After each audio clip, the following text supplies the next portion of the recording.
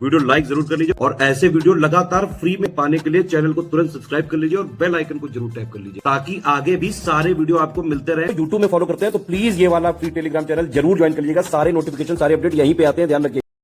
UPPSC अपर prelims की अगर आप तैयारी कर रहे हैं 2025 वर्ष के लिए 130 दिवस करीब बच रहे हैं, 130 से कुछ ज़्यादा दिवस बच रहे हैं। अब 12 अक्टूबर 2025 को आपका पेपर प्रस्तावित है।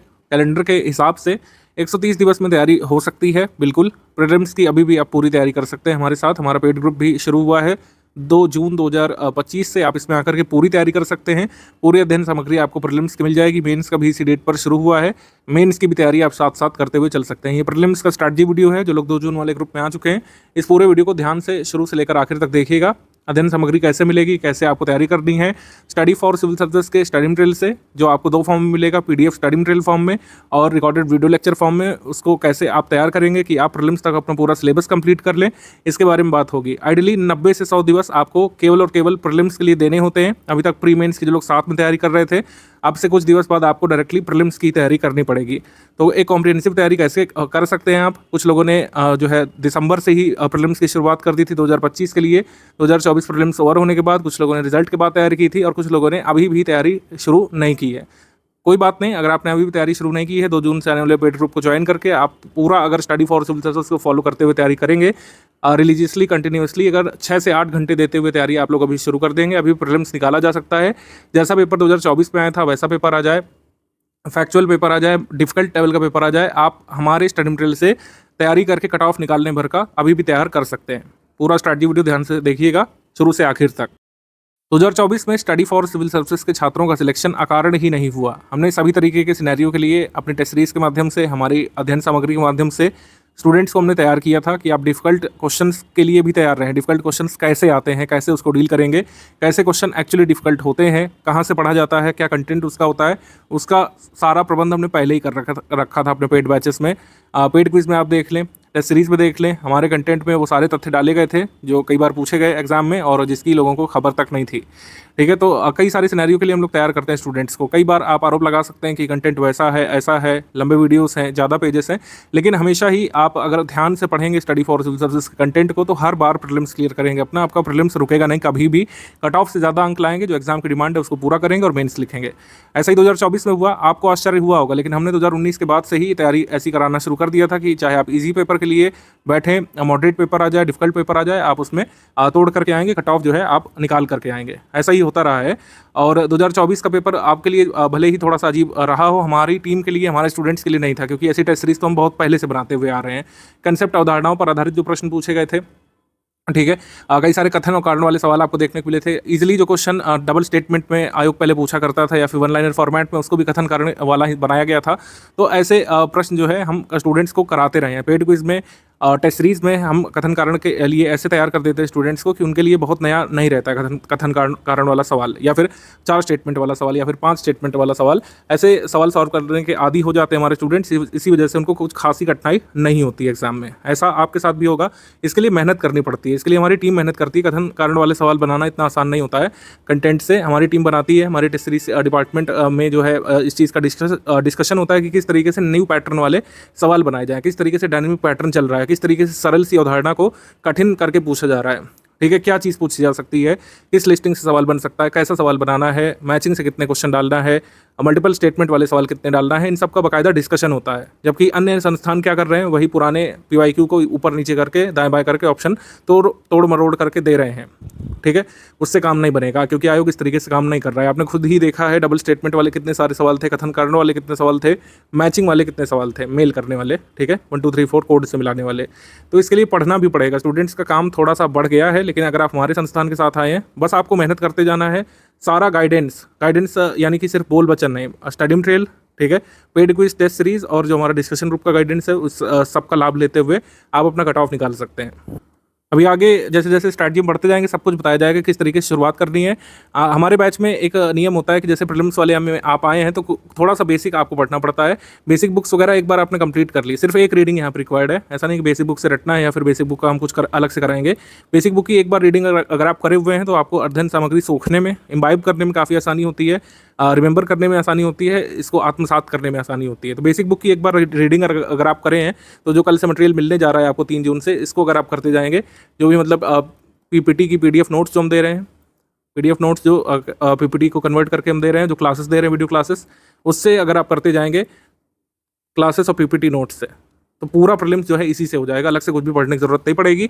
हाँ, एक बार अगर आपने पढ़ा होगा बेसिक बुक पहले से, तो इस सबको समझने में आसानी हो जाएगी। ठीक है, अभी सब बताएंगे पीडीएफ नोट्स कैसे मिलेंगे, क्लासेस कैसे कैसे मिलेगी, कितना डेली बेसिस पर समय देना होगा, सब कुछ बताया जाएगा। अभी थोड़ा सा फ्लो में आगे बढ़ते चलते हैं। पेड ग्रुप के फीचर्स पहले बताएंगे शुरू में, ठीक है, कैसे कैसे आगे क्या क्या कराया जाएगा, पेड ग्रुप के रूल्स और रेगुलेशंस क्या क्या हैं, और फिर अंतिम हिस्से में किस तरीके से आपको पढ़ना है, कैसे जो है वीडियो लेक्चर देखने हैं, कैसे नोट मेकिंग कर सकते हैं और कैसे रिवीजन करना है। यूपीपीएससी की तैयारी करने के लिए जो लोग पहली बार आए हैं और अपने ग्रेजुएशन कंप्लीट करके आपने फॉर्म वगैरह फिल किया होगा, आप एक अनिवार्य शर्त यहाँ पर समझ लीजिए, यूपीपीएससी में या फिर किसी भी राज्य सेवा परीक्षा, जैसे बिहार में, एमपी में, हरियाणा में, उत्तराखंड में, या फिर किसी ने छत्तीसगढ़ में दिया होगा, स्वाध्ययन यानी सेल्फ स्टडी एक बहुत अनिवार्य शर्त है। स्वाध्ययन के बिना आप आगे नहीं बढ़ सकते हैं। सेल्फ स्टडी बहुत ही महत्वपूर्ण भूमिका निभाती है। इवन आजकल के वनडे एग्जाम्स में भी सेल्फ स्टडी की बहुत महत्वपूर्ण भूमिका है। बेस्ट कंटेंट तो होना ही चाहिए आपके पास, रेलिवेंट स्टडी मटेरियल होना चाहिए, रेलिवेंट प्रैक्टिस रिसोर्स होना चाहिए, गाइडेंस का भी बहुत महत्व है। लेकिन कुछ चीज़ें जो स्टूडेंट को अपने अंदर से जगानी पड़ती है, इसमें कोई बाहरी सपोर्ट आपको नहीं मिल सकता है, ना ही आप प्राप्त कर सकते हैं इसको, ना ही किसी भी बाहरी संस्थान से आप ये सेवाएं प्राप्त कर सकते हैं। तो स्वाध्ययन एक अभ्यास यानी कि प्रैक्टिस, और एक निरंतरता यानी कि कंसिस्टेंसी और डिसिप्लिन। निरंतरता, अभ्यास, डिसिप्लिन और स्वाध्ययन, ये आयाम आपने संभाल लिया, तो फिर रेलिवेंट स्टडी मटेरियल देने का और कह सकते हैं बेस्ट प्रैक्टिस रिसोर्सेज देने का, बेस्ट गाइडेंस देने का काम हमारी टीम का है। और इसी वजह से आपने यहाँ पे एनरोलमेंट लिया है। आपने जो फीस सबमिट की है उसके लिए हम पूरा मतलब उसको उसके एवज में हम पूरा प्रयास करेंगे कि आप हमारे इंस्टीट्यूट में आते हैं तो आप निश्चित तौर पर सिलेक्ट हो। आप प्री वाले ग्रुप में आए तो प्री में सिलेक्ट हो, मेंस वाले ग्रुप में आए तो मेंस आपका जरूर निकले। फिर इंटरव्यू का गाइडेंस तो फ्री ऑफ कॉस्ट हमारे पूर्व के स्टूडेंट ही कर देते हैं, ज्ञान सर उसमें इन्वॉल्व होते हैं, वो अलग चीज़ है। लेकिन प्री मेंस में अगर आप हमारे यहाँ पर एनरोल हुए हैं तो हमारी टीम का प्रयास रहता है कि आप सिलेक्ट हो निश्चित तौर पर। लेकिन सिलेक्ट तभी होंगे जब दोनों आयामों पर काम होगा। एक आयाम है best study material, practice resources, यानी कि टेस्ट सीरीज पेड क्विज में बेस्ट क्वेश्चंस देना हमारा काम होगा। अच्छी तरीके से आपको गाइड करना, आपको मोटिवेटेड रखना, हर तरीके से आप मतलब ये प्रयास करना कि आप स्टडी में संलग्न रहे, ये हमारा काम होगा। ठीक है, कोई भी तथ्य छूटे नहीं, कोई भी कॉन्सेप्ट छूटे नहीं, इसके लिए प्रयास करना हमारी टीम का काम है। लेकिन ये जो 3 आयाम है, स्वाध्ययन, अभ्यास और निरंतरता, ये आपको जुटाना पड़ेगा और आपको कंट्रीब्यूट करना पड़ेगा इस आयाम पर, तभी हम और आप एक जो कॉमन गोल है आपके सिलेक्शन का, उसको अचीव कर पाएंगे। Study for civil services paid group के फीचर्स मैं आपको एक एक करके बता दे रहा हूँ। ये फीचर वेरी कर सकते हैं, जो पैकेज आपने लिया होगा टेलीग्राम में हमारी टीम से, उसके हिसाब से वेरी कर सकते हैं। जैसे फुल पेड ग्रुप है, उसको सारे फीचर मिलेंगे जो हम यहाँ पर बताने जा रहे हैं। ओनली करंट अफेयर वाले पेड बैच में आप तो करंट अफेयर वाले फीचर मिलेंगे। Test series with current affair वाले में है तो टेस्ट सीरीज और करंट अफेयर के फीचर मिलेंगे। और ऐसे ही हर ग्रुप के लिए है, जो भी पैकेज आपने लिया होगा और जो कमिटमेंट हमारी टीम ने आपसे किया होगा फी पेमेंट कराने से पहले, वही चीज़ें आपको इस ग्रुप में मिलेंगी। जो फीचर मैं आपको बताने जा रहा हूँ ये फुल पेड ग्रुप पे हैं, यानी सारे फीचर्स जो एक फुल पेड ग्रुप मेंबर को मिलते हैं वो मैं इसमें बताने जा रहा हूँ। इसको एक बार अच्छे से समझ लीजिए, क्योंकि कई बार आप लोग बार बार पूछा करते हैं। तो इस ग्रुप में डेली करंट अफेयर की पीडीएफ जो है पेड ग्रुप मेंबर्स को मिलती है, फुल पेड वालों को दोपहर 3 से 4 बजे तक आ जाती है। डेली करंट अफेयर का उद्देश्य ये रहता है कि यूपीपीएससी के लिए जितने भी करंट अफेयर आपको पढ़ने चाहिए डेली बेसिस पर, तो आप पढ़ें। आपको कोई न्यूज़पेपर वगैरह पढ़ने की जरूरत नहीं पड़ेगी, किसी अन्य न्यूज़ एजेंसी को फॉलो करने की जरूरत नहीं पड़ेगी, किसी लोकल अखबार को भी नहीं फॉलो करना है, क्योंकि करंट अफेयर जो है उसमें इतने सारे सोर्स लोग बता देते हैं कि कई बार स्टूडेंट का स्टैटिक ही रह जाता है, पूरे साल भर वो करंट अफेयर ही पढ़ता रह जाता है। तो इसका सिंगल सोल्यूशन हमने निकाला है कि सारे तरीके करंट अफेयर जो आपको पढ़ने जरूरी है, चाहे वो डेली करंट अफेयर हो, चाहे prelim specific monthly current affair हो, चाहे उसकी प्रैक्टिस के लिए टॉप 500 क्वेश्चन हम देते हैं। हम लोग 3 तरीके के करंट अफेयर अपने ग्रुप में देते हैं, इसके बारे में पहले समझ लीजिए। तो डेली करंट अफेयर जो है आता है, कभी गैप होता है, जैसे कोई नेशनल हॉलीडे पड़ गया, संडे को नहीं आता है तो नेक्स्ट डे कवर होता है, तो संडे का मंडे को कवर होता है। कोई हॉलीडे पड़ गया और उस दिन कोई इंपॉर्टेंट इवेंट हुआ, कोई नई स्कीम अनाउंस की गई, तो उस हॉलीडे के अगले दिन की न्यूज़ में वो कवर कर लिया जाता है। तो करंट अफेयर डेली बेसिस पर आपको मिलता रहता है। आपको अलग से कोई यूट्यूब चैनल फॉलो करने की आवश्यकता नहीं पड़ती है, कोई टेलीग्राम फॉलो करने की जरूरत नहीं पड़ती है, और खुद से कोई न्यूज़पेपर एनालिसिस पढ़ने की जरूरत नहीं पड़ती है। जो यहाँ पे एक पीडीएफ आएगी बस उसी को कंप्लीट करना है, तो इसका मतलब आपने उस दिन का डेली करंट अफेयर कंप्लीट कर लिया। मंथली करंट अफेयर आता है, मंथली करंट अफेयर में 3 पीडीएफ मिलती है हर मंथ। अब प्री स्पेशल का पीडीएफ मिलता है, प्री स्पेशल पीडीएफ से ही डायरेक्टली एग्जाम में क्वेश्चन आते हैं, तो कई सारे स्क्रीनशॉट हम साझा करते हैं एग्जाम के दिन, वो करंट अफेयर के क्वेश्चन दिखाते हुए कि करंट अफेयर के सवाल जो पूछे गए हैं एग्जाम में वो कहाँ से आए हैं, वो हम प्री स्पेशल वाली करंट अफेयर से ही स्क्रीनशॉट लेकर के आपको शो करते हैं। तो 3 पीडीएफ मिलती है, एक प्री स्पेशल वाली होती है, डेली का मंथली कंपाइलेशन होता है। जो डेली करंट अफेयर आता है उसका आप रिवीजन कर सके मेंस के लिए, उसके लिए डेली का मंथली कंपाइलेशन हम लोग देते हैं। जो ओनली स्टडी मटेरियल वाला ग्रुप है उसमें डेली करंट अफेयर नहीं आता है, उसमें डेली का मंथली कंपाइलेशन आता है। तो केवल फुल पेड ग्रुप जो है उनको डेली करंट अफेयर मिलता है, जो ओनली स्टडी मटेरियल वाला ग्रुप है, और जो अन्य ग्रुप है उनको डेली का मंथली कंपाइलेशन जो है मिलता है। ठीक है, डेली बेसिस पर उन ग्रुप्स में करंट अफेयर नहीं आता है, लेकिन monthly current affair pre special वाला सभी को मिलता है। तो प्री स्पेशल नाम ही इसका हमने इस वजह से रख दिया जिससे कंफ्यूजन ना रहे। ये monthly current affair pre special वाला कहलाता है। जैसे कल 4 मार्च है, ठीक है, मतलब सपोज करिए कोई भी दिन है, 4 मार्च है या फिर आगे 4 मई है या फिर जो भी मंथ है, तो हर मंथ की 4 तारीख को आपको पीडीएफ मिल जाती है। 4 मार्च को आपको पूरा 1 फेब से लेकर 28 फेब तक का करंट अफेयर कवर करते हुए आपको पीडीएफ दे दी गई होगी 4 मार्च को। तो ऐसे ही मार्च की करंट अफेयर आपको 4 अप्रैल को मिल जाती है, अप्रैल की करंट अफेयर 4 मई को मिल जाती है। तो हर मंथ की 4 तारीख को आपको पिछले मंथ की total pre special current affair मिल जाया करती है। ये साइकिल आगे भी चलती रहेगी। अप्रैल करंट अफेयर मई में, मई का करंट अफेयर जो है जून में 4 तारीख तक, इस तरीके से आगे आपको मिलता रहता है। डेली का मंथली करंट अफेयर पीडीएफ भी 4 तारीख तक आ जाती है। टॉप 500 और 400 कई बार होते हैं क्वेश्चन, कई बार 550 होते हैं। ये टॉप क्वेश्चंस होते हैं, एमसीक्यू बेसिस पर हम लोग देते हैं। ये 9 तारीख तक ग्रुप में दी जाती है। इसका भी काफ़ी महत्व बढ़ गया है क्योंकि कई सारे फैक्चुअल सवाल जो आते हैं, इस साल जो पेपर हुआ है कई सारे सवाल इसी पीडीएफ पे से भी आए थे। 400-500 एमसीक्यू जो है ये आप प्री स्पेशल के साथ पढ़ते हैं तो प्रीलिम्स के सारे करंट अफेयर के सवाल लगभग आप सॉल्व करने में सक्षम बन जाते हैं। प्री स्पेशल के साथ ही 400-500 सवाल अगर आपने लगा लिए तो प्री के लगभग सारे सवाल, मतलब 98-99% सवाल। और नंबर की बात करें तो अगर 35 सवाल आएंगे आपके एग्जाम में तो आप 32-33 तक करने की स्थिति में आ सकते हैं, यानी कि जितना कट ऑफ मार्क्स जाने वाला है उसका 45% आप ऑलरेडी स्कोर कर लेते हैं इससे। तो काफ़ी बेनिफिशियल होता है हमारा करंट अफेयर।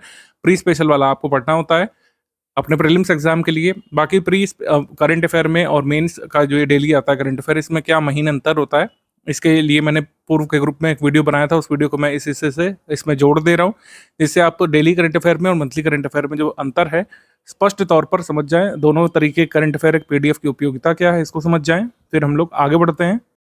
यूपीपीएससी 2025 के प्रीलिम्स ग्रुप में अगर आप आ गए हैं तो ये समझिए कि डेली करंट अफेयर और मंथली करंट अफेयर में क्या अंतर होता है। स्ट्रैटेजी में मैं कई बार ये चीज़ क्लियर कर चुका हूँ, लेकिन कई बार डाउट अलग अलग से आ रहे हैं तो मैं आपको बता रहा हूँ डेली करंट अफेयर और मंथली करंट अफेयर में क्या डिफरेंस होता है। स्टडी फॉर सिविल सर्विस का जो डेली करंट अफेयर होता है वो 5-6 पेजेस डेली बेसिस पर आपको मिलते हैं। जैसे न्यूज़पेपर आप लोग स्टडी करते हैं वैसे ही इसको मानिए, न्यूज़पेपर का सब्स्टिट्यूट है ये। जितना भी जानकारी आपको चाहिए क्या हो रहा है डेली बेसिस पर, कैसे कैसे सीक्वेंस ऑफ इवेंट हो रहे हैं, कोई नई स्कीमें अनाउंस हो रही हैं, नई घटनाक्रम हो रहे हैं, सुप्रीम कोर्ट में कोई नया केस आ रहा है, आपके सिलेबस से जो चीज़ें जरूरी जुड़ी हुई हैं वही यहाँ पे बताई जाती हैं। आपने देखा होगा न्यूज़ प्योरली जो है सिलेबस बेस्ड होती है, उसमें लिखा भी रहता है कि न्यूज़ जो है मेंस पेपर के GS1 के लिए जरूरी हो सकती है, GS2 के लिए, GS3 के लिए, कई बार GS4 वाली न्यूज़ भी हम लोग देते हैं समय समय पर।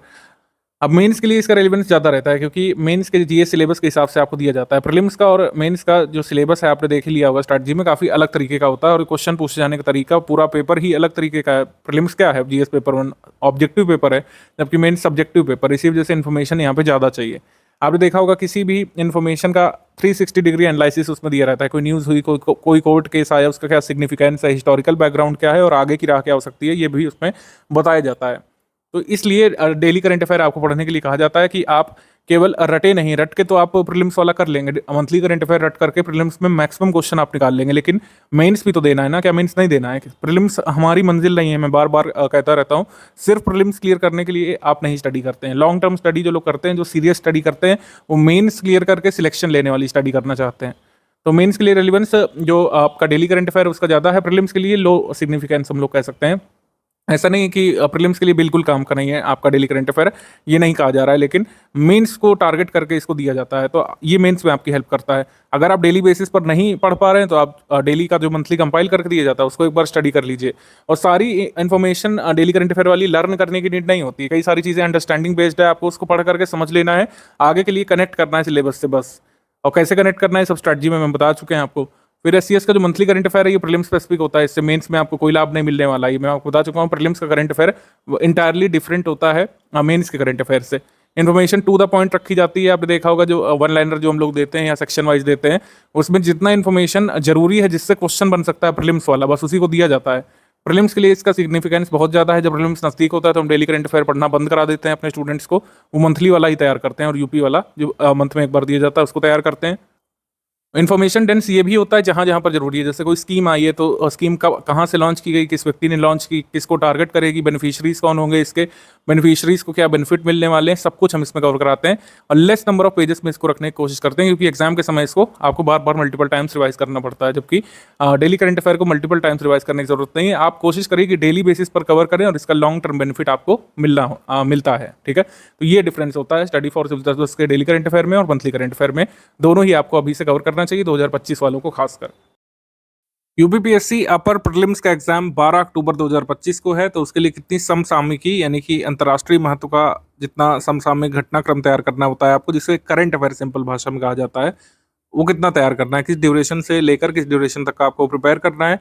इसका आंसर बहुत सिंपल स्ट्रेट फॉरवर्ड होता है हमेशा की तरह, 1 ईयर का। जैसे कुछ लोग कहते हैं एग्जाम से 1 ईयर तक का तैयार किया जाता है।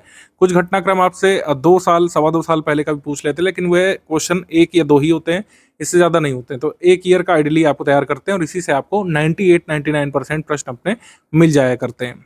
ठीक है, तो 1 साल का जो करंट अफेयर तैयार करना है उसके लिए जो सोर्स क्या रखना है, सोर्स आपका जो प्राइमरी सोर्स होना चाहिए करंट अफेयर जो प्रीलिम्स के लिए तैयार करना है वो मंथली करंट अफेयर का होना चाहिए, जैसे हमने डिस्कस किया है।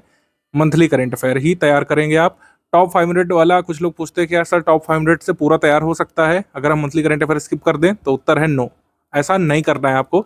जो टॉप 500 वाले क्वेश्चंस हैं वो रिवीजन के लिए हैं। अगर आपने मंथली करंट अफेयर पढ़ रखा है, आपको लग रहा है रिवाइज कैसे किया जाए, वापस वाला पढ़ते हैं मंथली वाला तो बोर लगता है, तो टॉप 500 एमसीक्यू पर आप चाहें तो फोकस कर सकते हैं, लेकिन अल्टीमेट सोर्स जो रखना है वो मंथली करंट अफेयर है। मंथली करंट अफेयर आपका तैयार हो जाना चाहिए अच्छे से, एटलीस्ट 1 रीडिंग तो हो ही जानी चाहिए। 1-2 रीडिंग अगर आप कर चुके होंगे तो लास्ट में जो हम लोग कंपाइलेशन देते हैं, रिवीजन कंपाइलेशन हम लोग देते हैं, उसका हमारा क्लासिकल नाम है करंट अफेयर पापा पीडीएफ। उसका वीडियो भी आता है यूट्यूब पर free of cost. Revision compilation जो हम लोग देते हैं करंट अफेयर का, जिसे करंट अफेयर पापा पीडीएफ कहा जाता है, उसे तैयार करने में आसानी होगी अगर आपका मंथली करंट अफेयर पढ़ा हुआ होगा तो, क्योंकि ज़्यादातर कंटेंट मैच करेगा। करंट अफेयर अगर आप एक कह सकते हैं क्रम से पढ़ते हुए आ रहे होंगे, चाहे पीछे से शुरू करें चाहे आगे से, चाहे जो आप शुरू कर लें अक्टूबर से, अक्टूबर 2024 से, चाहे आप शुरू कर लें इस साल से, जब से आपने ग्रुप ज्वाइन किया होगा उस साल से शुरू कर लें, उस मंथ से, चाहे आप पीछे शुरू कर लें। अगर आप क्रम से समसामयिकी पढ़े होंगे तो जो करंट अफेयर का रिवीजन कंपाइलेशन हम लोग देंगे उसको इम्बाइब करने में आसानी हो जाएगी। अगर आप नहीं पढ़े होंगे तो थोड़ा सा ज़्यादा मेहनत इसमें करना पड़ेगा। मतलब कुल मिलाकर बात ये, करंट अफेयर जितना भी आना है एग्जाम में, प्रीवियस ईयर क्वेश्चन को अगर एनालाइज किया जाए तो करंट अफेयर के 32 से 35 सवाल तक आ सकते हैं। अगर उत्तर प्रदेश करंट अफेयर को इसमें जोड़ दें हम लोग, तो 32 से 35 सवाल जितने भी आने हैं उसका पूरा आपको स्टडी मटेरियल हमारे यहाँ पर ही मिल जाएगा। मंथली पीडीएफ तैयार करना है आपको, इसके लिए मंथली पीडीएफ तैयार करने के बाद जो करंट अफेयर का कंपाइलेशन रिवीजन वाला हम लोग दे देंगे, जैसे करंट पापा पीडीएफ कह रहे हैं, तो उसको तैयार करने के बाद आप ऐसी स्थिति में होंगे तो मान लीजिए कि 32 सवाल आ जाते हैं करंट अफेयर के सब मिला करके, तो 29 से 31 सवाल करने की स्थिति में आप हो चुके होंगे। ये दावा नहीं कर रहा हूँ मैं, ये खोखली बातें नहीं है, ऐसा कई बार हम लोग कर चुके हैं, ये हर साल होता है। हमारी टीम साल भर मेहनत करती है, मंथली करंट अफेयर तैयार करती है, करंट अफेयर कंपाइलेशन तैयार करती है और उससे हर बार क्वेश्चन आ जाते हैं एग्जाम में। और ये चैलेंज भी होता है हर साल यूपीपीएससी के ऊपर कि वो ऐसे पेपर बनाए कि स्टडी फॉर सिविल सर्विसेज का करंट अफेयर ना फंसे, लेकिन ऐसा अभी तक तो नहीं हुआ है।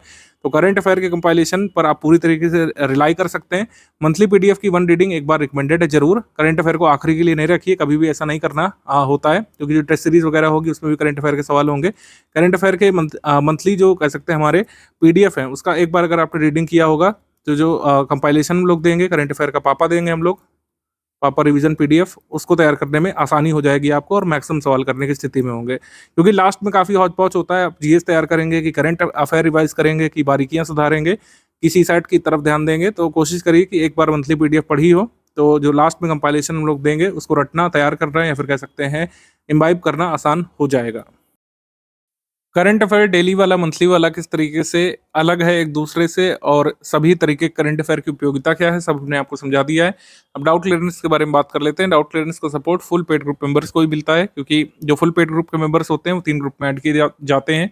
फुल पेड ग्रुप मेंबर्स को हम 3 ग्रुप में ऐड करते हैं। एक तो स्टडी मटेरियल वाला ग्रुप होता है और एक डाउट क्लियरेंस वाला ग्रुप होता है। डाउट क्लियरेंस ग्रुप में आप अपने डाउट्स पूछ सकते हैं। डाउट कैसे डाउट, कुछ लोग पूछते हैं सर क्या पूछ सकते हैं उसमें, आप उसमें स्टडी मटेरियल संबंधी कोई डाउट पूछ सकते हैं।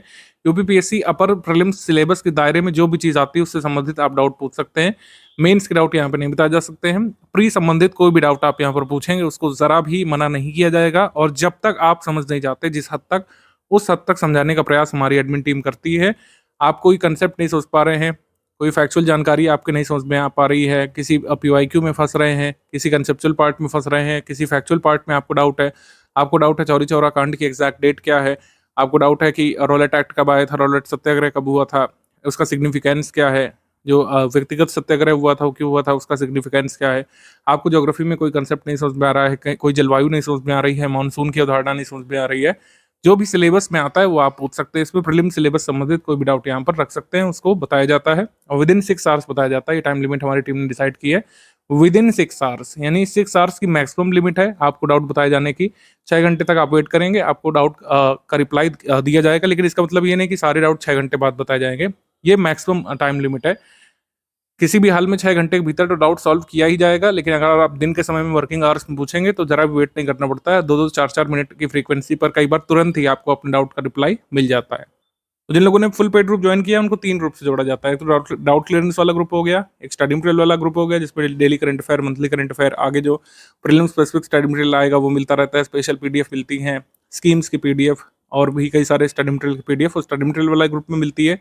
मान लीजिए आपने सिर्फ जो है करंट अफेयर का स्टडी मटेरियल ज्वाइन किया है तो करंट अफेयर से संबंधित स्टडी मटेरियल मिलेगा, स्टैटिक का उसमें नहीं मिलेगा। तो इसी तरीके से स्टडी मटेरियल ग्रुप एक होता है, स्टडी मटेरियल ग्रुप, और एक होता है doubt clearance group. Doubt clearance group सिर्फ फुल पेड ग्रुप मेंबर्स के पास होता है, ठीक है। और क्विज ग्रुप होता है, क्विज ग्रुप में क्विज कराई जाती है, आप उसमें क्विज अटेम्प्ट करते हैं। क्विज ग्रुप में कोई स्टडी मटेरियल नहीं डालते हम लोग, क्विज ग्रुप में कई बार ऑडियो मैसेज हम लोग डालते हैं अगर हमको कोई कॉमन मैसेज हमारे पेड ग्रुप मेंबर्स को देना होता है। तो हमारा सिस्टम इसी तरीके से वर्क करता है। काफ़ी सारे लोग फैमिलियर भी हैं जो पहले ज्वाइन कर चुके हैं कि आपको ग्रुप में ज्वाइन करते ही सबसे पहले स्ट्रैटेजी वीडियो देखना पड़ता है, जो आप ऑलरेडी देख रहे हैं। स्ट्रैटेजी वीडियो शुरू से आखिर तक देखना पड़ता है। सारे डाउट जो आपके मन में उत्पन्न हो सकते हैं, कैसे पढ़ें सर, कैसे शुरुआत करें, डेली कितना पढ़ें, कैसे स्टडी हमारी आगे जाएगी, 3 स्टेज की स्ट्रैटेजी क्या है, सारी चीज़ें इसमें बताई जाती हैं। फिर पेड ग्रुप में स्टडी मटेरियल वाला वीडियो देखना पड़ेगा आपको, वो मैं पहले ही रिकॉर्ड कर लेता हूँ पहले ग्रुप के क्रिएशन के साथ ही, और वही आगे बढ़ता रहता है क्योंकि उसमें बेसिक बातें बताई जाती है, किस तरीके से आपको पीडीएफ ओपन करना है, किस तरीके से आप जो है पीडीएफ सेंड कर सकते हैं अपने पर्सनल डिवाइस में, कैसे प्रिंट कर सकते हैं पीडीएफ को, क्विज कैसे अटेम्प्ट की जाती है, पीडीएफ ओपन कैसे की जाती है, शेयर कैसे की जाती है, डाउनलोड कैसे की जाती है, सारी चीज़ें उसमें बताई जाती हैं। टेलीग्राम फीचर्स, उसमें बेसिकली कुछ टेक्निकल क्लरिकल बातें बताई जाती हैं। पेड ग्रुप में स्टडी मटेरियल कैसे देखे वाले वीडियो में स्ट्रैटेजी वगैरह नहीं बताई जाती, कैसे एग्जाम क्लियर करना है, ये हम फर्स्ट वीडियो में ही बता देते हैं। तो दोनों वीडियोस देखने के बाद आप अपनी स्टडी रिज्यूम कर सकते हैं। तो डाउट क्लियरेंस ग्रुप लगातार चलता रहता है आपके पेड ग्रुप में जुड़ने के साथ ही, लेकिन हमने एक नई चीज़ शुरू की है। एक बार यूपीपीएससी स्पेसिफिक लाइव डिस्कशन भी हम लोग करते हैं, और जब जब जरूरी समझते हैं इसको करते हैं। मंथ में एक बार तो मैंडेटरी करते ही है, अदरवाइज जब जब नेसेसरी होता है इसको हम लोग शुरू करते हैं। इनिशिएट करने के बाद आपको एक मैसेज जाता है टेलीग्राम में और आप उसको लाइव ज्वाइन कर सकते हैं। आप एडमिन से डायरेक्टली डाउट पूछ सकते हैं उसमें। अगर आप बिजी हैं, नहीं भी ज्वाइन कर पाए, कोई मैंडेटरी नहीं है कि आपको ज्वाइन करना ही है या फिर हम इसमें कोई स्टडी मटेरियल साझा करते हैं, ऐसा नहीं है। हम सिर्फ इसमें डिस्कशन करते हैं। जब भी सूटेबल टाइम पर आपको नोटिफिकेशन पहले से बता दिया जाता है कि कब शुरू होगा लाइव, उसमें जुड़ करके आप एडमिन से डायरेक्टली बातचीत करके अपने डाउट क्लियरेंस कर सकते हैं। आप स्ट्रैटेजी संबंधित कोई डिस्कशन कर सकते हैं, कोई आपका पर्सनल डाउट है, स्टडी संबंधी डाउट है, कोई पूछ सकते हैं उसमें, या फिर एक एजेंडा हम लोग उसमें प्री डिसाइड कर लेते हैं, उस पर बातचीत कर सकते हैं हम लोग। तो पार्टिसिपेशन मैंडेटरी नहीं है। आप बिजी हैं, आप ऑफिस में हैं, आप हाउसवाइफ हैं, नहीं समय दे सकते हैं, तो आपको उसकी रिकॉर्डिंग मिल जाएगी सेशन की, आप उसको सुन सकते हैं बाद में। यूपी का मंथली करंट अफेयर भी हम लोग देते हैं। देखिए 2024 वाले में कोई भी सवाल नहीं आया यूपी करंट अफेयर से, ऐसा नहीं है कि आगे भी नहीं आएगा। प्रीवियस ईयर एनालिसिस कहती है कि यूपी करंट अफेयर भी जरूरी होता है, 2-3 प्रश्न इससे पहले आ जाया करते थे। 2024 में नहीं पूछा तो इसका आशय ये नहीं है कि आगे भी नहीं पूछेंगे। 2024 के बाद का जो एग्जाम है, जैसे 2025 में एग्जाम होगा, 26 में, और बल्कि तो मेंस के लिए तो जरूरी है ही। तो मेंस के लिए तो यूपी करंट अफेयर पढ़ना ही है। तो यूपी करंट अफेयर की पीडीएफ भी रेगुलरली हम लोग देते हैं, ठीक है। प्री मेंस दोनों के लिए जरूरी है यूपी स्पेशल की पीडीएफ करंट अफेयर की जो आती है, ये हर मंथ में 12 या 13 तारीख को आपको ग्रुप में मिल जाती है। उसको लगातार पढ़ते हुए चलना है आपको। प्री में नहीं काम आएगा तो मेंस में आएगा, कहीं ना कहीं वो करंट अफेयर काम आता ही है। सीसैट के लिए भी कुछ कुछ इनिशिएटिव हमारे चलते रहते हैं, जैसे 50 क्वेश्चंस की प्रैक्टिस हम लोग इसमें कराते रहते हैं। उसका डाउट क्लियरेंस आप करा सकते हैं डाउट क्लियरेंस वाले ग्रुप में। हम आयोग और उनके ऑफिशियल सिलेबस के फॉलोअर हैं। ये ज्ञान सर को आपने कहते हुए सुना होगा, उसी को सर ने यहाँ पे लिख भी दिया। जो ऑफिशियल सोर्सेज माने जाते हैं उसी को हम फॉलो करते हुए अपना स्टडी मटेरियल डेवलप करते हैं, अपने प्रैक्टिस रिसोर्सेज को डिजाइन करते हैं। एनसीईआरटी, पीआईबी, मिनिस्ट्री की रिपोर्ट्स वगैरह हो गए, miscellaneous data, budget, economic survey, सभी जो ऑफिशियल टेक्स्ट होते हैं जिसको सरकार रिकग्नाइज करती है और आयोग भी रिकग्नाइज करने के लिए बाध्य है, उन्हीं सब चीज़ों से हम लोग पढ़ाते हैं, ठीक है। हम लोग पुराने घिसे पिटे सोर्सेज पीवाईक्यू वगैरह का नहीं यूज़ करते हैं, जिनको बार बार अपडेट करने की जरूरत होती है, लेकिन लोग करते नहीं है, हम करते हैं एक्चुअली। क्योंकि इस बार भी आप देखेंगे कई सारे लोग क्लेम कर रहे हैं कि 12-14 तक क्वेश्चन गलत हैं, वो एक्चुअली गलत हैं, उन लोग को ऑफिशियल सोर्सेस नहीं पता है। जो क्वेश्चन गलत है वो भी मैंने डिस्कस किए थे वीडियो की शुरुआत में, एक और 2 क्वेश्चन आप बढ़ा लीजिए, 3-4 क्वेश्चन से ज़्यादा डाउट नहीं है। मतलब 3-4 क्वेश्चन से ज़्यादा इस बार भी डाउटफुल नहीं है, 2023 में भी नहीं थे, 2022 में भी नहीं थे, 3-4 से ज़्यादा डाउटफुल होते ही नहीं है कभी। तो हम जो क्या काम करते हैं, ऑफिशियल सिलेबस को फॉलो करते हुए और आयोग जिन सोर्सेज को मानता रहा है उनको फॉलो करते हुए हमारा कंटेंट बनाते हैं, इसीलिए हमारा कंटेंट फुल प्रूफ होता है। कई बार लोगों को कंफ्यूजन भी होती है, उसको हम लोग क्लियर कर देते हैं। ऐसा नहीं है कि 101% जो है फुल प्रूफ कोई भी मटेरियल हो सकता है, कोई भी प्रिंटेड सामग्री है उसमें एरर की गुंजाइश होती है, टाइपिंग एरर, ठीक है, ग्रामेटिकल एरर की गुंजाइश होती है, सिंटेक्सियल एरर की गुंजाइश होती है, उसको हम लोग प्री से पहले सही कर लेते हैं। तो बार बार इसमें डाउट करने की जरूरत नहीं है। अगर आप ट्रस्ट करके ग्रुप में आए तो आपको ट्रस्ट करना चाहिए। स्टडी फॉर सिविल सर्विस पिछले 8-9 वर्षों से ऑनलाइन प्लेटफॉर्म पर सर्वाधिक सिलेक्शन देने वाला इंस्टीट्यूट रहा है और ये काम जो है एक मेहनत से सिस्टमेटिक तरीके से आगे बढ़ते हुए ईमानदारी से कंसिस्टेंसी के साथ हमारी टीम ने अचीव किया है और आप इस पर ट्रस्ट कर सकते हैं। तो सारी चीज़ें फुल प्रूफ करके दी जाती हैं। अगर कोई थोड़ा बहुत एरर रह भी गया तो उसको हम लोग एग्जाम से काफ़ी दिन पहले आपको सही करा देते हैं।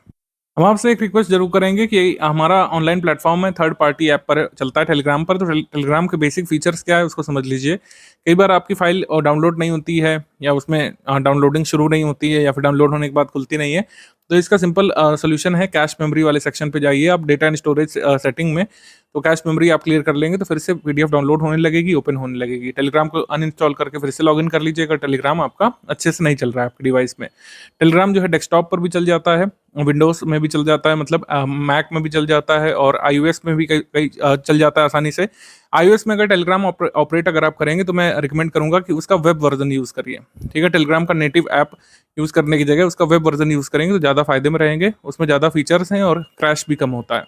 तो आईफोन या आईपैड या फिर और भी कोई डिवाइस अगर आप एप्पल द्वारा बनाए गए यूज़ करते हैं तो टेलीग्राम के वेब वर्जन का इस्तेमाल करिएगा, मेरा रिकमेंडेशन रहेगा इसमें।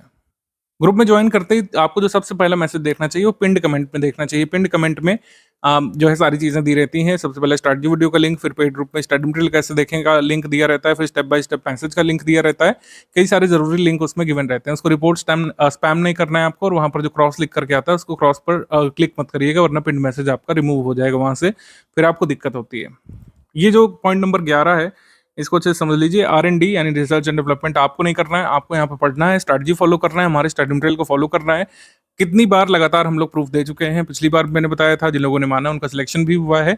ये सिर्फ जितना दिया जा रहा है उतना पढ़ाई कर रहे हैं आपको और आपका कट ऑफ निकल जाएगा। फालतू में R&D करेंगे आप, अपना टाइम वेस्ट करेंगे और जो बहुमूल्य समय आप व्यतीत कर सकते थे स्टडी मटेरियल को पढ़ने में, वो समय धीरे धीरे चला जाता जाएगा।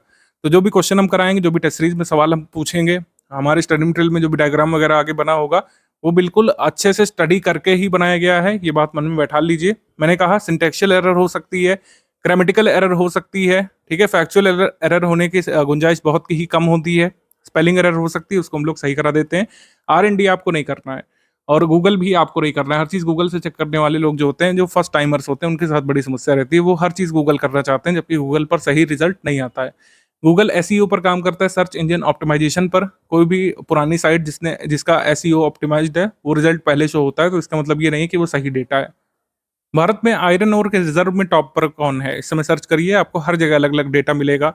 भारत में जो है कह सकते हैं सिल्वर का टॉप प्रोड्यूसर स्टेट कौन सा है, इसमें आपको अलग अलग डेटा मिलेगा, ऐसे ही कोल में मिलेगा। तो ये सारी चीज़ें हम आपको मिसलेनियस में देते हैं और वही एग्जाम में सही माना जाता है हमेशा ही, ठीक है। हिस्ट्री के आप फैक्ट ले लीजिए, कई बार आप खोजते रह जाते हैं, वो आपको नहीं मिलता है, लेकिन हमारे स्टडी मटेरियल में वो दिया रहता है वो चीज़। तो कहने का मतलब ये क्या है कि हमने अपने स्टडी मटेरियल को इतना फुल प्रूफ किया है, इतने सारे लोगों की कंटेंट टीम उस पर लगी हुई है, वो हजारों बार उस चीज़ को गूगल करके सही रिजल्ट ढूंढ के लिख चुके हैं। लेकिन अगर आप पहली बार करेंगे तो जाहिर सी बात है आप कंफ्यूज होंगे और हमारी एडमिन टीम को भी कई बार कंफ्यूज करने की कोशिश करेंगे कि सर गूगल तो ये दे रहा है। कई सारे लोगों का ये डाउट होता है कि सर गूगल पर तो ये आ रहा है, तो ऐसा नहीं है कि वो हर बार सही है। गूगल पर सही रिजल्ट कई बार आ जाता है शुरू में, लेकिन हर बार ऐसा हो ये पॉसिबल नहीं है। तो गूगल या तो सर्च करना आप ठीक से सीखें या तो हमारे डेटा को मानते हुए आगे बढ़िए, यही एक रास्ता है।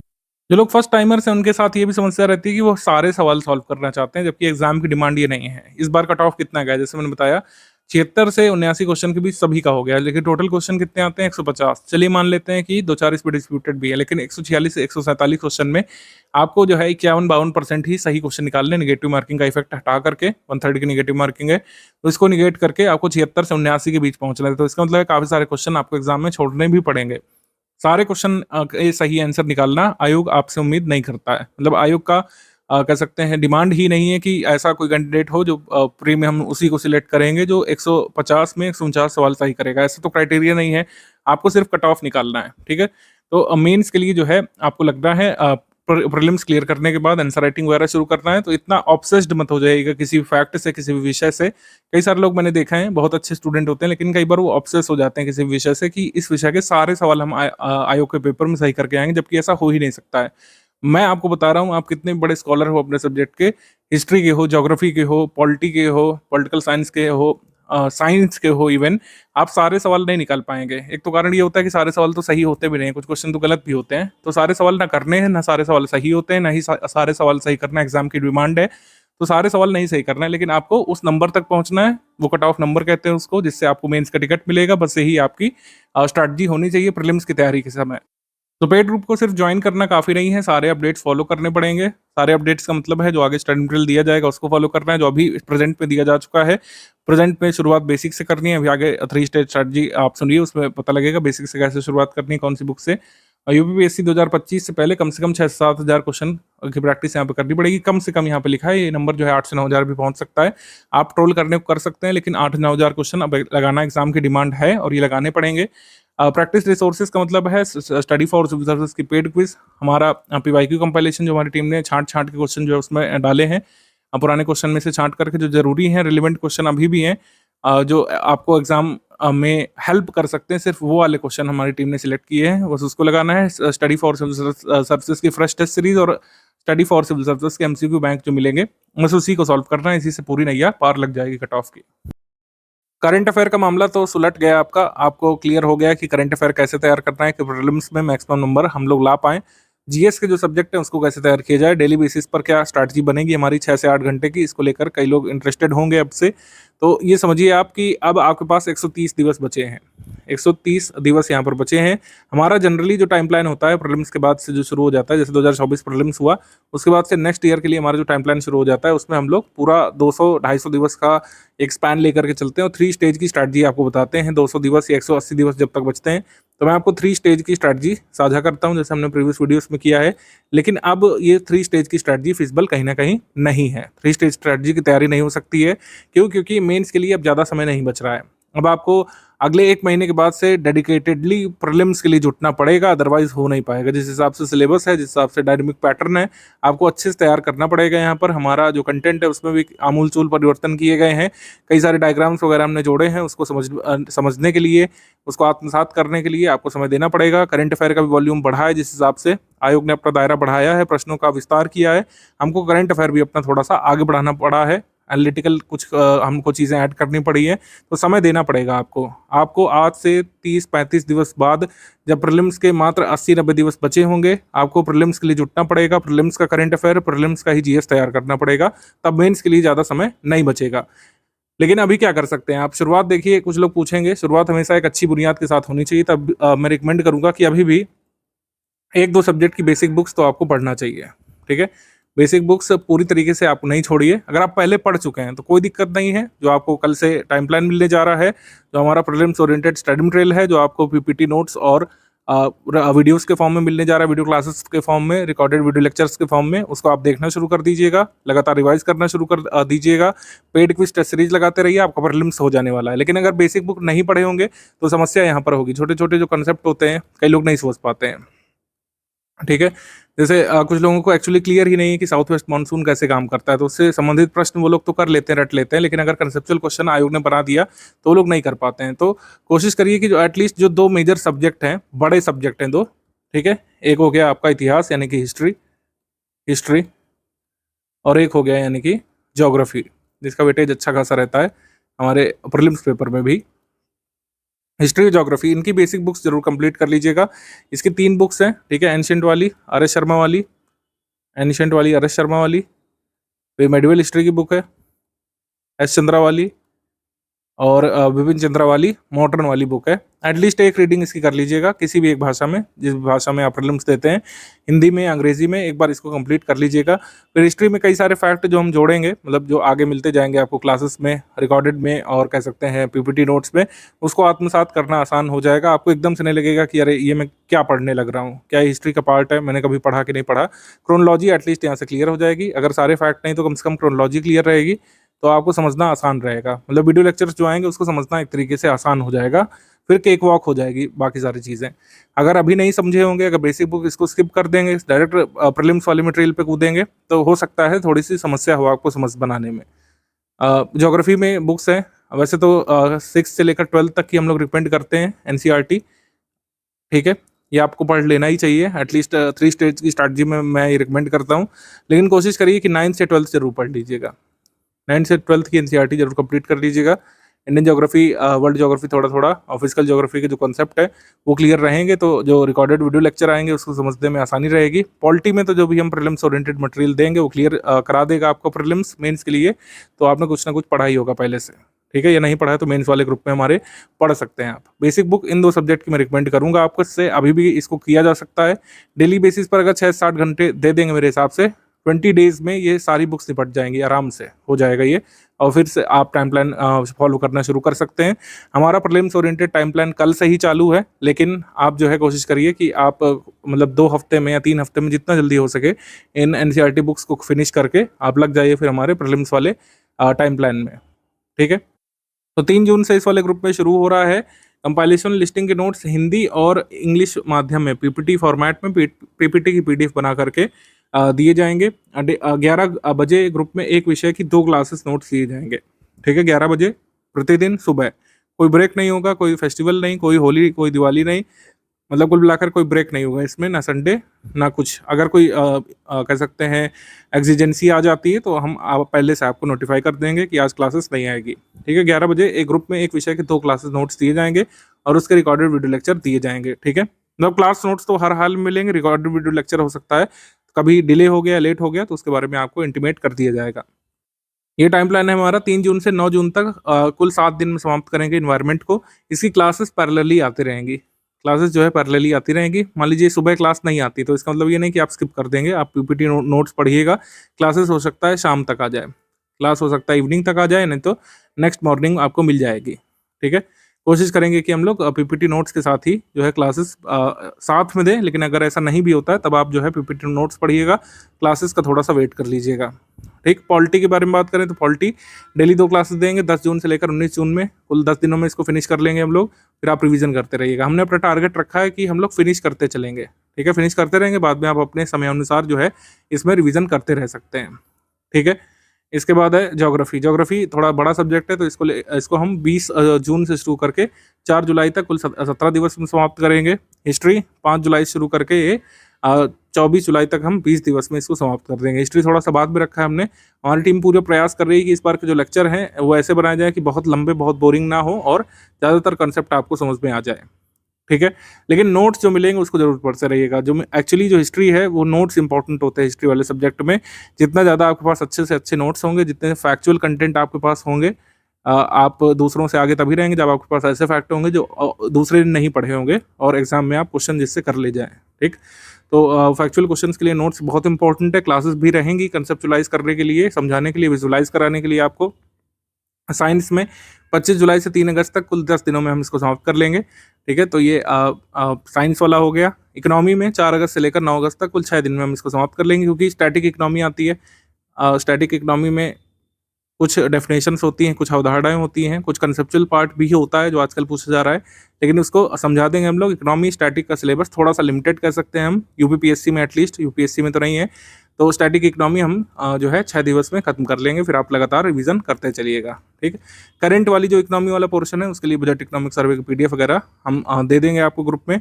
जो भी लेटेस्ट इकोनॉमिक सर्वे आपको तैयार करना है, बजट तैयार करना है, यूपी बजट तैयार करना है, उसकी वीडियो क्लास, नोट्स वगैरह सब ग्रुप में मिल जाएगा। तो इस तरीके से टाइम प्लान देखिए शुरू है कल से। लेकिन जैसा मैंने बताया कि अगर बेसिक बुक से आगे बढ़ते हुए करेंगे इसको, हिस्ट्री और ज्योग्राफी वाला, अगर आप बेसिक बुक पढ़ के करेंगे तो ज़्यादा अच्छे से समझ में आएगा, ज़्यादा अच्छे से आप इसको आत्मसात कर पाएंगे।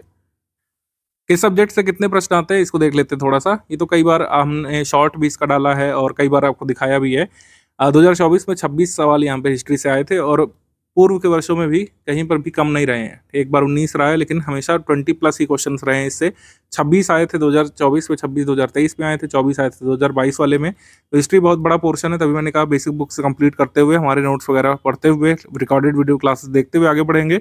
कठिन से कठिन हिस्ट्री क्वेश्चन भी चुटकियों में निकाल ले जाएंगे एग्जाम में और दूसरों से आगे रहेंगे, क्योंकि जनरली देखा गया है कि यूपीपीएससी में लोग हिस्ट्री वाले सवाल नहीं कर पाते हैं, लेकिन अगर हमारे ग्रुप से हैं आप तो हिस्ट्री वाले मैक्सिमम सवाल करेंगे, दूसरों से आगे निकलेंगे आप कट ऑफ में। इंडियन इकोनॉमी की बात करें तो 15 सवाल इससे आए थे। पहले इतने नहीं आते थे, लेकिन आप देखिए डायनेमिक पैटर्न यही है कि कई बार कोई ऐसा सेक्शन आप जिससे एंटिसिपेट नहीं करते हैं उससे ज़्यादा सवाल आ सकते हैं।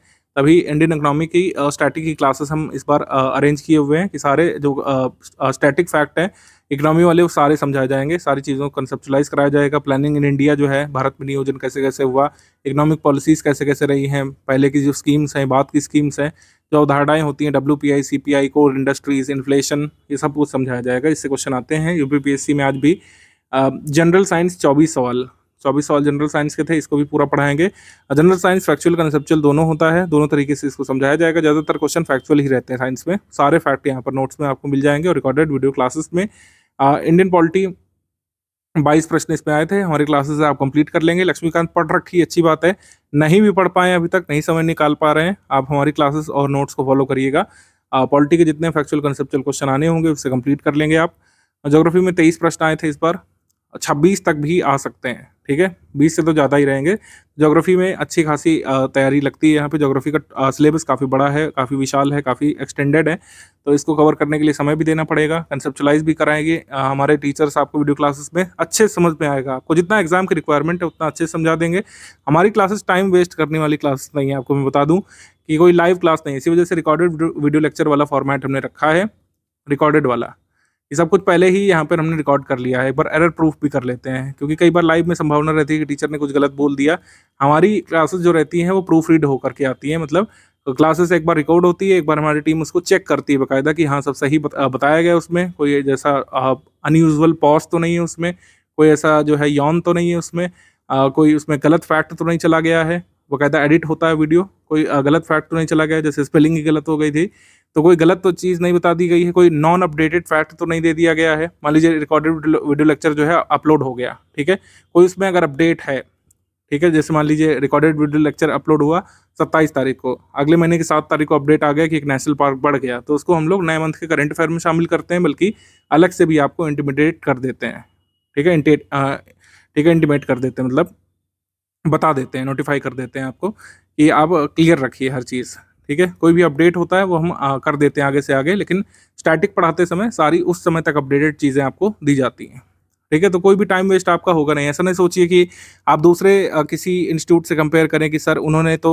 फंडामेंटल राइट जो है 14 दिन तक खींचा था, ऐसा हमारे यहाँ पर नहीं होता है। फलां टीचर ने तो वर्ल्ड ज्योग्राफी जो है 75 दिन तक पढ़ाया था, हमारे यहाँ पर ऐसा नहीं है।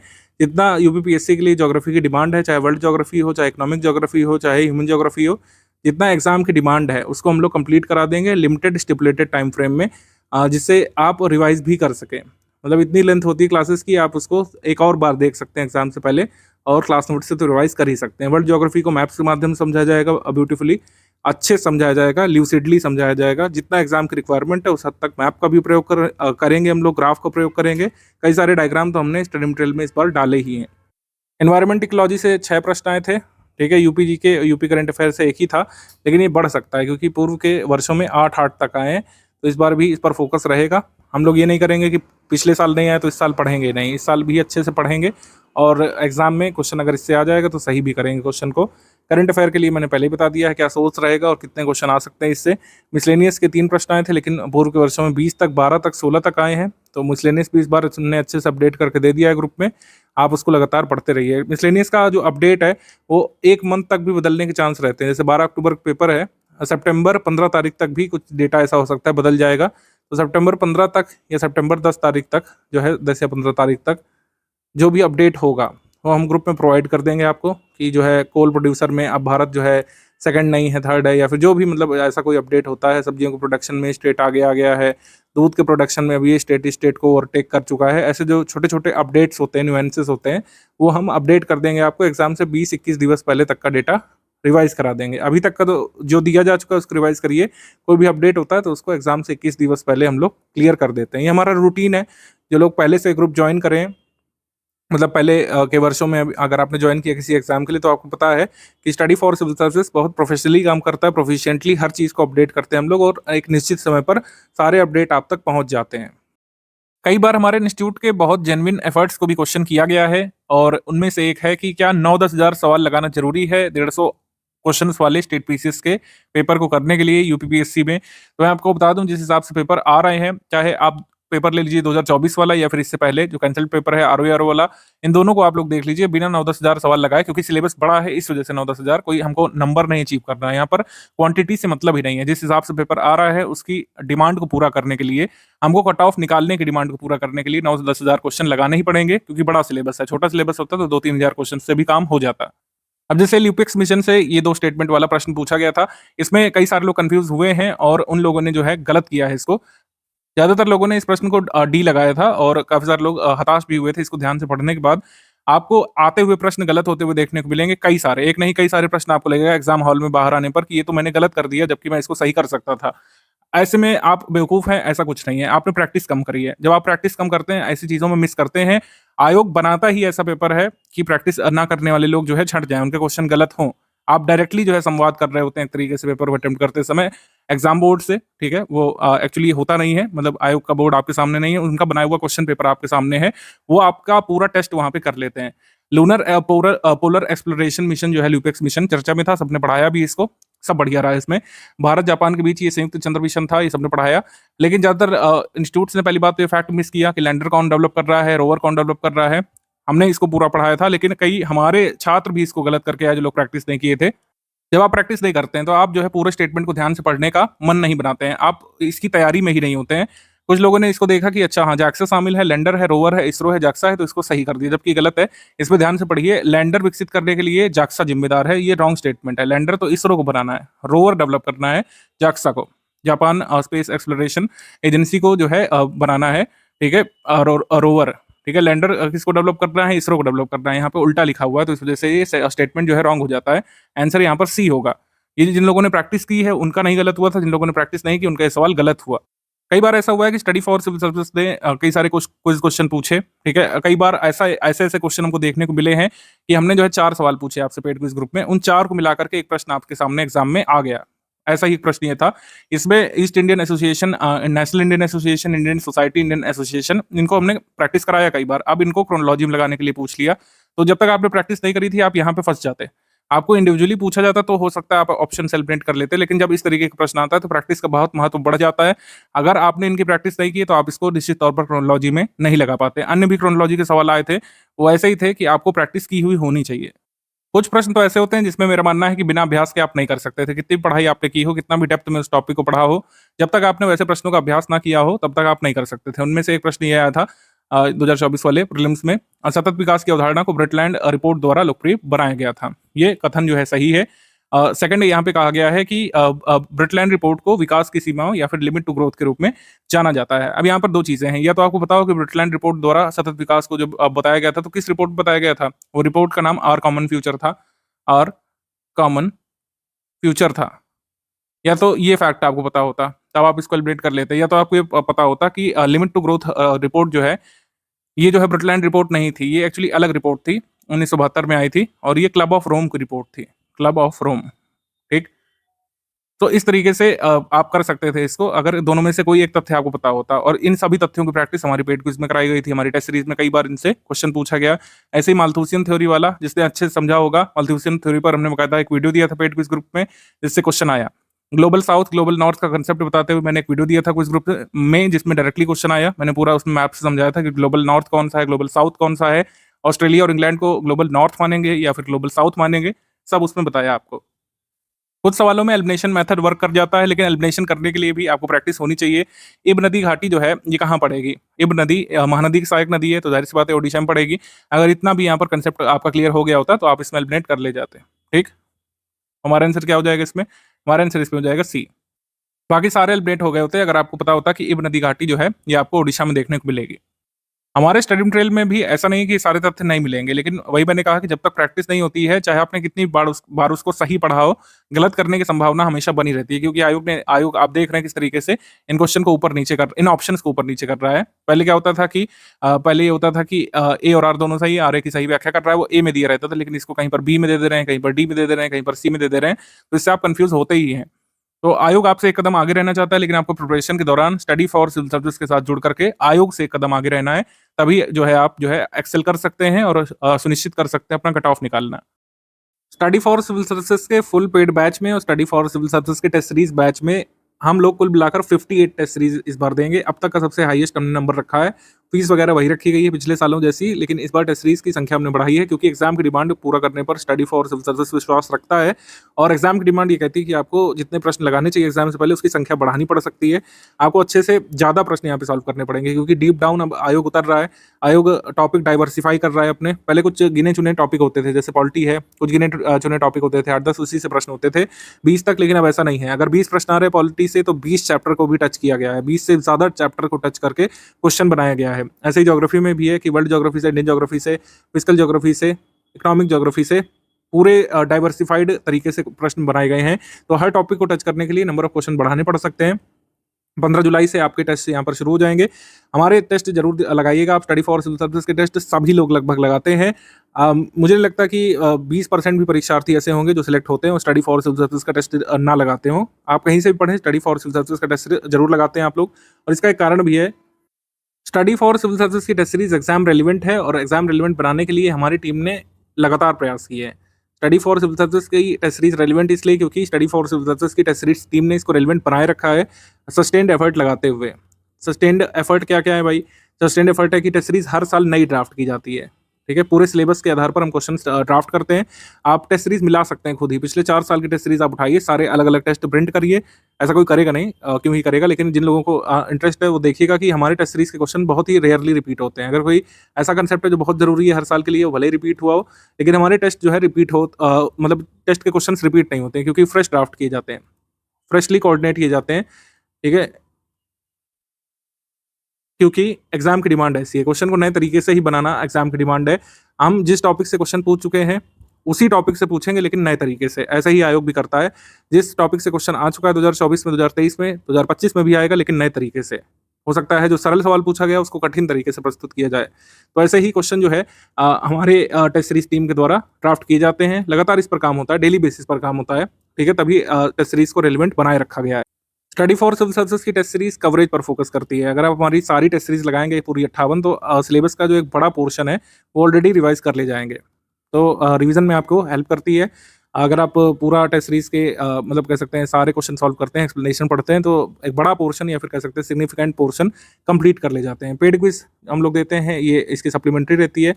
पेड क्विज कैसा रहता है कि एकदम एग्जाम को मिमिक करने का प्रयास किया जाता है। जैसे क्वेश्चन एग्जाम में आते हैं, मतलब ईजी भी आते हैं, डिफिकल्ट भी आते हैं, मॉडरेट भी आते हैं, डिफिकल्ट भी आते हैं क्वेश्चन, लेंदी भी आते हैं, छोटे भी आते हैं। तो वैसे क्वेश्चन सारे तरीके के इसमें पूछने का प्रयास किया जाता है, जिससे एग्जाम में जैसे क्वेश्चन आने वाले हैं उसका माहौल आप डेली बेसिस पर देखें। मतलब आपके डिवाइस पर ये एक्सेस रहता है कि आप डेली बेसिस पर कुछ ना कुछ क्वेश्चन सॉल्व करते ही हैं। आपकी हैबिट बन जाती है 4 ऑप्शन में से एक सही निकालने की।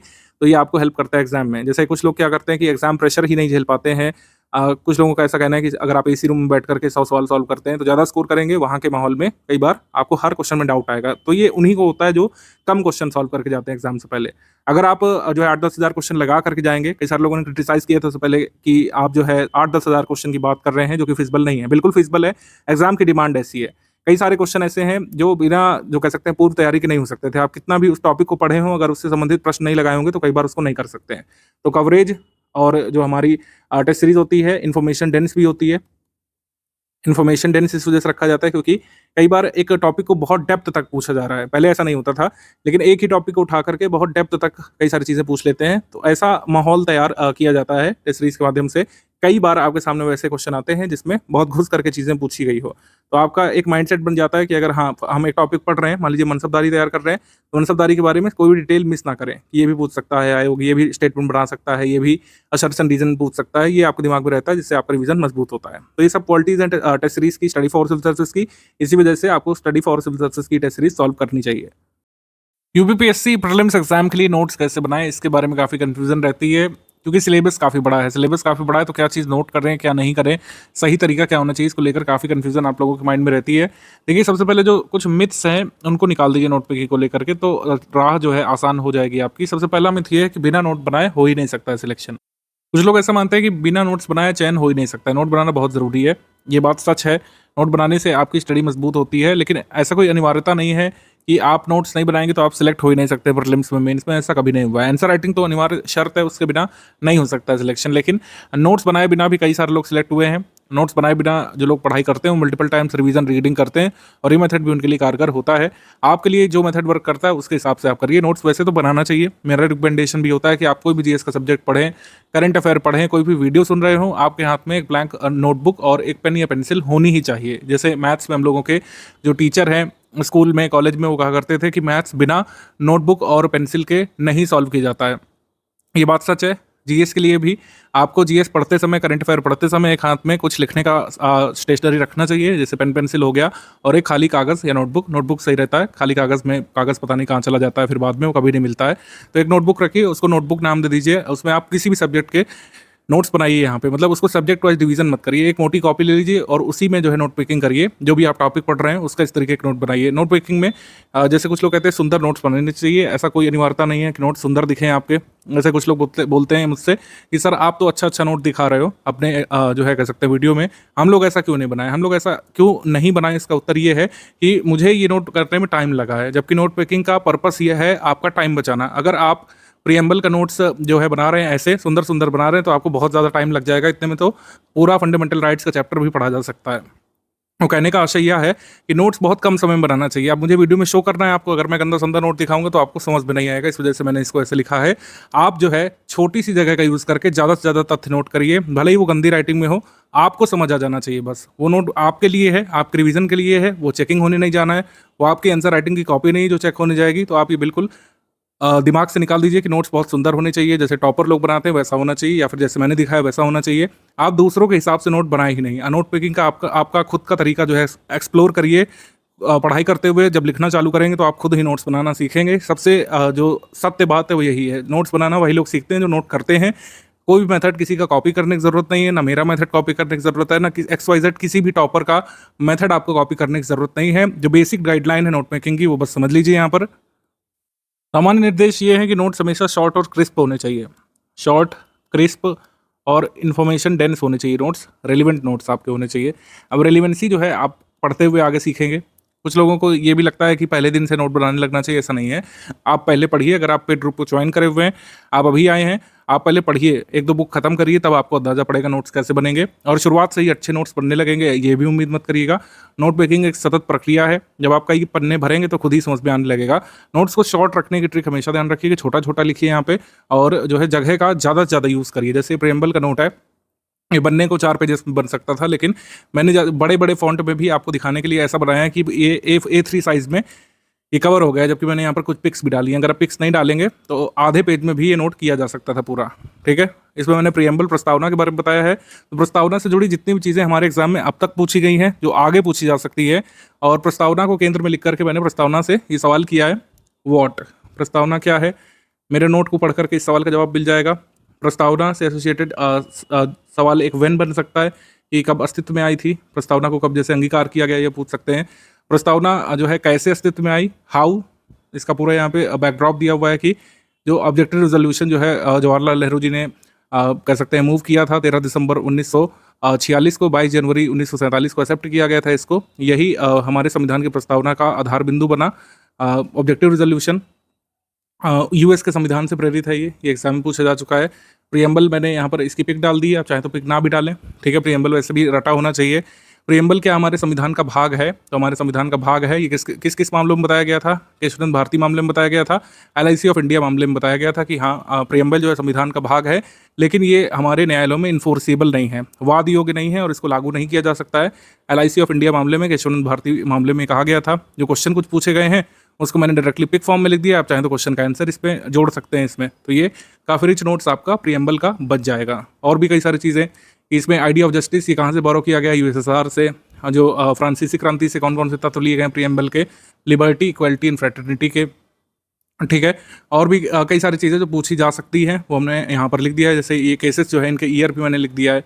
अब ये मैंने कैसे अंदाज़ा लिया कि ये इंपॉर्टेंट है? क्योंकि हमने PYQ पढ़ा है, मैंने कई साल पढ़ाया है, तो मुझे पता है। अगर आप एकदम से तैयारी करने उतरे तो हो सकता है आपको ना पता हो, तो आगे जाकर के आप अपने नोट्स में संशोधन भी कर सकते हैं। ठीक है, धीरे धीरे जैसे मैंने कहा, आप चैप्टर दर चैप्टर, बुक पर बुक जब पढ़ते हुए आगे बढ़ेंगे तो नोट मेकिंग आपकी और इनरिच होती जाएगी, कोई चिंता वाली बात नहीं है। लेकिन नोट्स जो है शॉर्ट रहने चाहिए, क्रिस्प रहने चाहिए, कम पेज में होने चाहिए, कम लाइनों में होने चाहिए, ये ध्यान रखिएगा। नोट्स कोशिश करिए पॉइंट फॉर्म में बनाइए या फिर इस तरीके से डायग्राम फॉर्म में बनाइए, पैराग्राफ फॉर्म में नोट नहीं बनाइएगा, ये ध्यान रखिएगा।